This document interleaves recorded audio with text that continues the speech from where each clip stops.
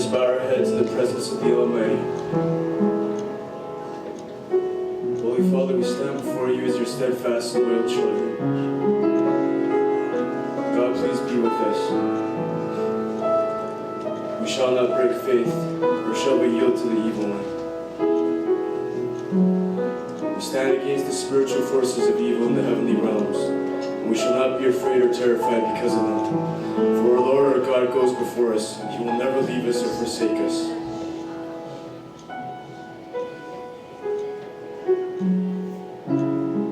God, we love you and we praise you. We ask that you teach us, God. Please teach us so that we are not overcome by evil. Teach us so that we overcome evil with good. God, we ask that you help us set aside the lust of the flesh, the lust of the eyes, and the pride of life. Lord, be with us. And Jesus, you're the light of the world, and we worship you, God. And the holy world wages on within us and beyond us, but the light shines through the darkness, and the darkness is not overcome it. Our Father who art in heaven, hallowed be thy name. Thy kingdom come, thy will be done on earth as it is in heaven. Give us this day our daily bread, and forgive us our trespasses as we forgive those who trespass against us. And lead us not into temptation, but deliver us from evil. For thine is the kingdom, the power, and the glory, forever and ever. In Jesus' name we pray. Amen.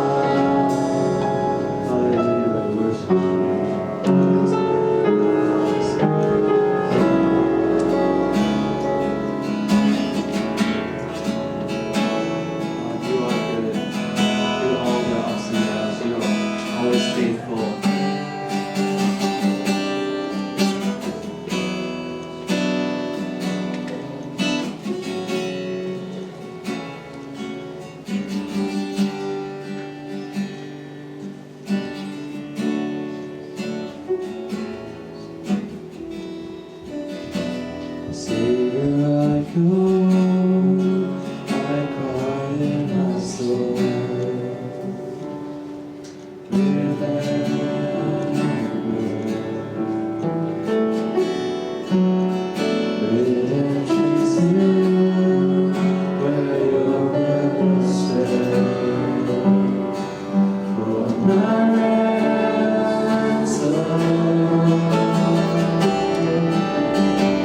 Everything I was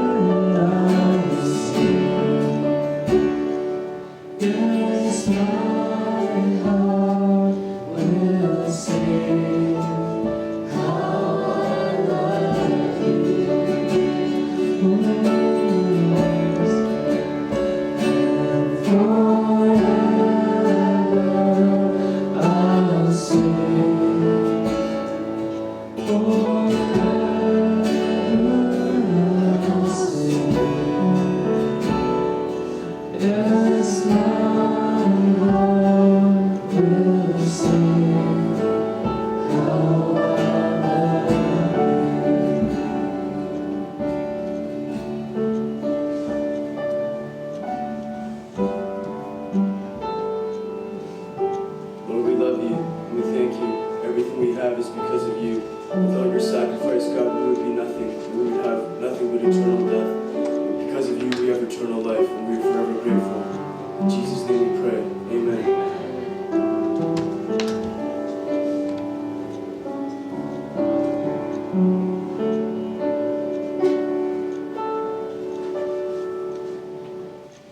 As part of our worship, we read from the Holy Bible.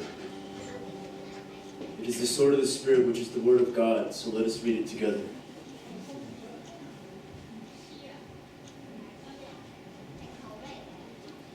To the angel of the church in Smyrna, write, these are the words of him who is the first and the last, who died and came to life again. I know your afflictions and your poverty, yet you are rich. I know about the slander of those who say they are Jews and are not, but are a synagogue of Satan. Do not be afraid of what you are about to suffer. I tell you, the devil will put some of you in prison to test you, and you will suffer persecution for 10 days. Be faithful even to the point of death, and I will give you life as your victor's crown. Whoever has ears, let them hear what the Spirit says to the churches. The one who is victorious will not be hurt at all by the second death. For I am already being poured out like a drink offering, and the time for my departure is near. I have fought the good fight, I have finished the race, I have kept the faith. Now there is in store for me the crown of righteousness, which the Lord, the righteous judge, will award to me on that day. And not only to me, but also to all who have longed for his appearing. Amen. Now passing away, but indeed, I underestimate the transit system in Burnaby. I don't have a car this time, so I will take the bus, and forgot that their files. I cannot remember which bus I'm supposed to take to come to Springer, so that was a much delay. Well, whenever a preacher is late for a service, he has 1,000 excuses, but one grace. And that grace is God given to me through the congregation, that you will forgive me. Is that good? And it is a pleasure indeed for me to come back here. I came back last summer for your anniversary banquet. But to this church, that would be 4 years ago, through the COVID and then one more year. And I do feel as guest speaker this time. Not because I'm not familiar with many of you. I should have known many of you, but I might not be able to recognize all of you. You have changed. We all have changed. And we pray that we change for the better and for God's glory. And this is the way He has designed for us to go here on earth. So, better late than never. Good I have arrived. I said, if I'm late for half an hour, that is too doable. So I cut my message a bit shorter this time. First of all, let me tell you, so you read the scripture, right? Okay. Revelation chapter 2 and 2 Timothy chapter 4. How these two passages relate to each other, especially the title, All Who Have Loved His Appearing. Of course, Christ appearing again. But before we talk about His appearing again, let me talk about my wife's diamond rings disappearing. Okay? Now, it's the advent of my wife's ring. Okay, there you go. Now, we took advantage of our Chinese New Year, and also after COVID, the travel to Hong Kong from Macau was open. So we have a good time in Ocean Park and took my 3 children around. Very enjoyable trip. And then time to go back to take the bus through the bridge onto Macau. But then my wife came back, and then all of a sudden she realized that she had lost her precious, gigantic diamond ring. And as a husband, your very first thought would be, boy, why would you bring a diamond ring to Hong Kong for a family vacation trip? All these things will go through my mind, okay? Now, of course, I did not say, by God's grace, I did not say, but somehow God gave me a calm assurance. In fact, God even told me how to comfort my wife. So I would say, oh, because she wear your ring, because she loved you. She wants to know that she loved you too. Or she appreciates you. Or this is not from me, strictly from God. Maybe this is an indication that God wants you to buy her another diamond ring. So that is how God will work. But by God's grace, I did not say, let's just keep quiet and then pray. Time to pray. And then we look. There are only 2 possibilities. One is that we lost it on the bus ride back home. Because we took the last picture before the bus ride, we saw that my wife is still with the ring. That would be one possibility, that she lost it on the bus, on board the bus. The second possibility is that she came back so tired, we were all tired. So she wore the ring to sleep, and somehow the ring slipped off inside the bed or whatever onto the bed. So my wife and my oldest daughter would look like every inch of the bed, like a sweeping, like a landmine sweeping, search the whole bed and of course the bedroom. And then later on, I joined in the sweeping search, but we found nothing. So time to pray. So Lord, what is it? Help us in this situation. Of course, it's a diamond ring, just something tangible. It is replaceable, but still, you don't want to lose it like this. So Lord, please help us. Help us to find it. So a few days pass, no sight, no nothing. And so in a way, we just carry on. And then one night before bedtime, I was outside the bedroom, and then I heard my wife in the bedroom yell, "It's here!" And I said, "Where?" It's right in the middle of the bed, the most obvious spot on the bed. And then we look at each other. How come we did not find it earlier? It is right there in the middle. If you look, you don't even have to look hard, you will see it. But how come we did not see it? So we could imagine, hey, maybe the ring was actually indeed lost on the board the bus. Somehow God picked it up and then put it back onto our bedroom, on the bed. God can do anything. We could imagine. Of course, we cannot certain 100% this is what happened, but we could imagine. We prayed and we waited. We waited for the reappearance of my wife's ring. And then with this episode, I think of one Latin word, adventus, by which or from which we got the word Advent. Advent is the first occasion of the church calendar, specifically waiting for the coming of Christ.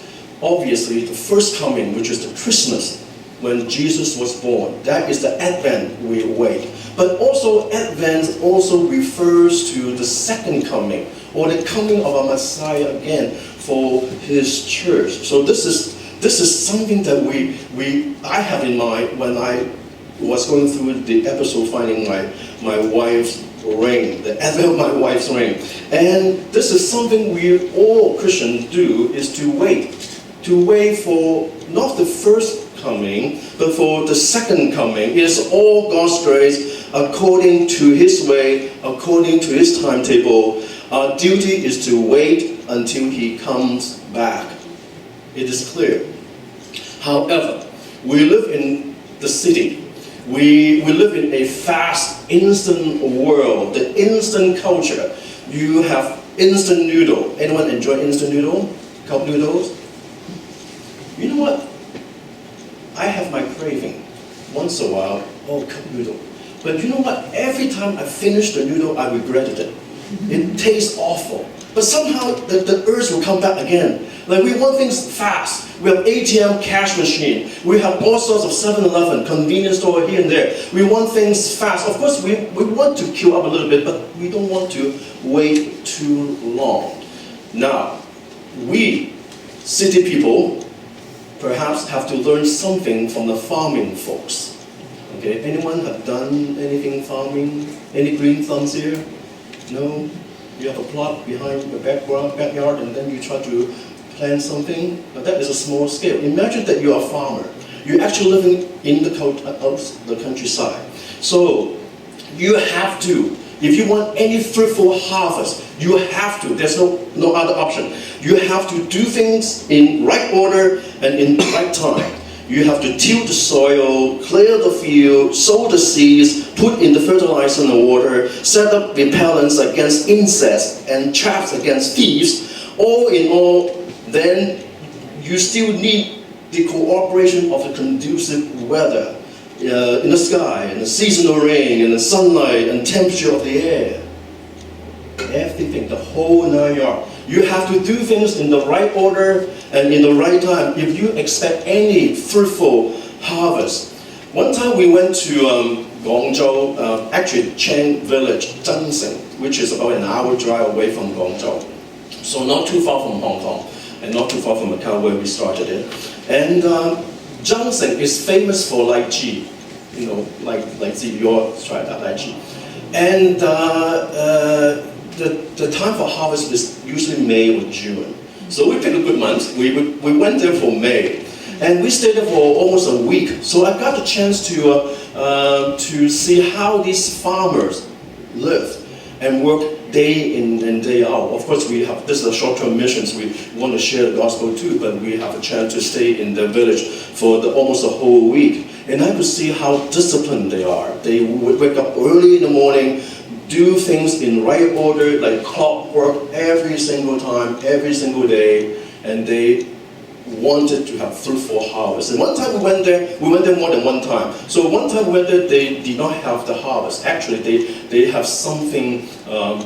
So the lychee would yield fruit once every 2 years. So if you miss this year, you have to wait another 2 years for a new batch of fruit. So we learn at least a little bit how we should wait if we want any fruitful harvest. Now, at Christmas time, we have no problems waiting. We celebrate, we party, we have a good time. No problem. No problem with Matthew chapter 1 and 2. When God is with us. When baby Jesus was born and he is with us, we celebrate. Well, that was the first book of the New Testament. But then we waited, we've gone through almost 27 books in the New Testament. Now we're on to the chapter 2 of Revelation. And we're still waiting. Far away from Matthew chapter 1 or 2, when Jesus was named God Emmanuel. How long? How much longer should we continue to wait? But then on to chapter 2 of Revelation here, we could learn something from the Smyrna church. The Lord has been speaking to the 7 churches. The first one is the church in Ephesus. And the second one is this church in Smyrna. And here Jesus was telling the church in Smyrna that we could learn something from them, especially how we could wait for the Lord's second coming here on earth. And it was not easy. So, let me read for you again, chapter 2, verses 8 to 11. Okay, so to the angel of the church in Smyrna, write, These are the words of him who is the first and the last, who died and came to life again. I know your afflictions and your poverty, yet you are rich. I know about the slander of those who say they are Jews and are not. Quite conflicting terms and statements here, but are a synagogue of Satan. Do not be afraid of what they are about to do. Okay, and and you will suffer persecution for 10 days. Be faithful even to the point of death, and I will give you life as your victor's crown. Whoever has ears, let them hear what the Spirit says to the churches. The one who is victorious and will not be hurt at all by the second death. Looks simple enough when you just read through, but there are amazing truth packed in these statements from the Lord to the church of Smyrna. One big question the church in Smyrna had to answer is, will the Christian in Smyrna be faithful to the end, or they compromise to survive? That is the question. Faithful to the end, or somehow compromise a little bit just to survive. The Christian in Smyrna, they face some difficulties that we might not be able to understand, but we could imagine. See, because of Jesus, they believe Jesus of Nazareth was or is the Messiah of the Old Testament. So they pull away from the Judaism. So you have two groups. The new Christians in Christ Jesus of Nazareth, but then the other side are the Jews who remain in their Judaism. That means they are still waiting for the Messiah to come the first time. So these Judaism Jews, what do you think that they look upon these Christians who would say Jesus was the Messiah or is the Messiah who has come already? They begin to ostracize them. They begin to say bad things about them. You know, under that time, under Romans rule, you know, Romans, they worship who? Emperor Caesar. They will see Caesar as the God. And you have to bow down to Emperor Caesar. But because of history, and also there is a profound meaning of the Jewish people there. So the Emperor of Rome, they somehow make a soft agreement with the Judaism Jews. We recognize your religion, so for as long as you don't give us trouble, we allow you to continue to do your religion. So they do the Judaism worship. But when the Christian came along, these Jews would tell the Roman government that they are not the real Jews, the Christian. They are Christian, they are not one of us. You could persecute them, you could put them in jail because they are not one of us. They pull away from us. They are not the real Jews of our religion. Do you see the problem here? So if you were the Christians who believe Jesus is the Lord, and there, the other side, the Judaism Jews, they will ostracize you, and now you face the big question. How can you worship Jesus at the same time these Romans would demand you to worship Emperor Caesar? Can you imagine you have a cross in the middle, and then you have the picture or statue of Caesar right beside it in your service? Would you compromise? Would you say something? No, we don't follow the way of Emperor Caesar. We only follow Jesus. And then you begin to understand what Jesus was saying to the Christian in Smyrna. They will put you to jail for 10 days, that means for a period of time. And even to the point of death. They will persecute you through prosecution. Would you stand firm? Now, you would say, we would be tempted to say, oh, well, the Lord knows. This is not easy. They will kill us. So the Lord will allow us to understand. Remember Peter? Peter denied Jesus 3 times. Even he was afraid, the little servant girl, and said, oh, Jesus is not my master. But God will understand. God will understand our difficulty. So little white lie, little half truth will not be a big deal. God understands. Do we make compromise so that we to survive just one more day? So that we will not get to suffer too much? God knows. No one got hurt and we could still worship Jesus in our heart. God knows. No big deal, right? This is the compromise I'm talking about. This is compromise what Jesus reminded the Christian in Smyrna. Those Judaism Jews, they are not real Jews. In fact, if they continue to persecute you, they are synagogue members of Satan. Do you understand this saying Jesus talking to the church in Smyrna? Packed with meaning. If you look into it.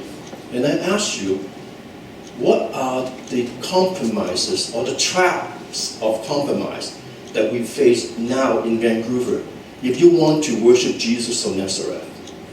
Are there compromises tempting you? Oh, one little smoke, no hurt. One trip to the casino, no hurt. So the temptations are great for the people there. One little lie, no one get hurt. God understand. Or one little trip to put an incense to worship idol, so for good luck. Just token. God understand. No problem. My family does it all the time. Just follow. Just be obedient. My grandfather asked me to do this. No problem. God understand. Is that what Jesus was telling the Christian in Smyrna? Faithful to the end or compromise to survival? Now, there is some conflicting statement here. You are poor, but you are rich. Here, Jesus said, be faithful, I know your afflictions and your poverty, and then yet you are rich. How can you be poor and rich at the same time? Now, this is the way to wait for the Lord to come, not necessarily by the material riches of the world, nor living easy or pain-free life. We live in a very rich city. In fact, I think Macau is richer than Vancouver. We're number 5 in terms of rich standard of our material, style of living in the world. Number 5. I think Hong Kong is number 10 according to one survey. So we are rich. I have seen Lamborghinis of many colors. Anyone, you drive a Lamborghini? In fact, technically, you can know all the Lamborghinis in the world. In Macau, I've seen apple green Lamborghini, I've seen yellow Lamborghini, I've seen black Lamborghini, I've seen red Lamborghini, orange Lamborghini, every time I spot one, I took a picture. Just to remind us, we are rich, immaterial. I seen a Lamborghini parked right beside a garbage dump. I know the driver one thing, I don't need to see him or her. He or she has no problems with money. You drive a Lamborghini and you don't mind where you park right beside a garbage dump? But this is not the rich or riches that Jesus was talking about. It is not to live easy or pain-free lifestyle. To wait for the Lord is to know the meaning of Christ's first coming. He was born, grew up, he was persecuted, he was prosecuted, sentenced to die on the cross, buried, and rose again. And he's ascended to heaven, and he has promised to come back again.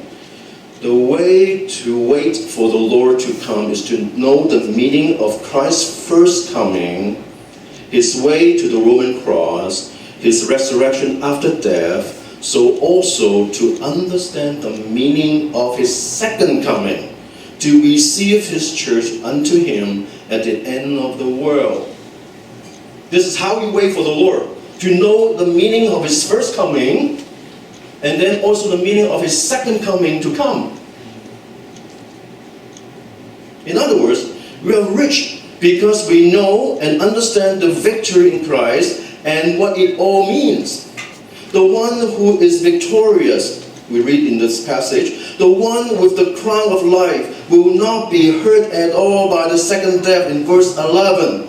It means, let me use Amplified Bible to tell you even more detail. He who overcomes the world through believing that Jesus is the Son of God will not be hurt by the second death, that is the lake of fire. You look up the Amplified Bible, that's exactly what verse 11 is telling us. He who overcomes the world through believing that Jesus is the Son of God will not be hurt by the second death, that is the lake of fire. We wait for the second coming of Christ by faith to the end, by believing in Jesus as the Son of God who died and rose and will come for us. We will wait for Christ appearing simply because he is coming for us, whom he has died for on the cross. Isn't that what the gospel is all about? Jesus is telling and reminding the Smyrna and Christian and us today.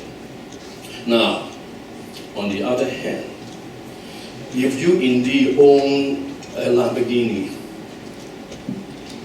and lots of monies, material goods, and nothing in terms of the gospel of Jesus Christ, according to Jesus' word, you are not rich. Jesus in fact said that for what will it profit a man if he gains the whole world, wealth, fame, and success, but forfeits his soul?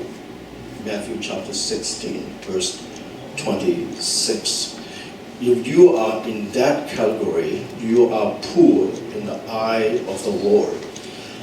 However, if you know the meaning of his first coming and also the meaning of his second coming and believe it and live to wait for his coming again, you are rich, even though you are poor in terms of material possession. And that is a great message we want to hear today.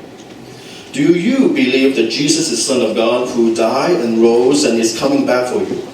Now, if you do, you wait for his appearing and then you are rich. So it is not that difficult